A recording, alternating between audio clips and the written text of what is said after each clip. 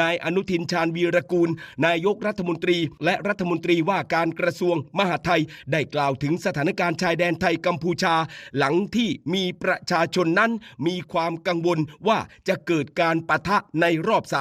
สำหรับเรื่องนี้นั้นนายกรัฐมนตรีก็บอกว่าสถานการณ์มันนิ่งแล้วประเทศไทยได้เตรียมการบริหารจัดการสถานการณ์ค่อนข้างรัดกุมเลยทีเดียวครับพร้อมทั้งมีขั้นตอนมีแผนการในการบริหารสถานการณ์ด้วยความระมัดระวังจึงขอให้พี่น้องประชาชนที่รักทั้งหลายไม่ต้องกังวลใ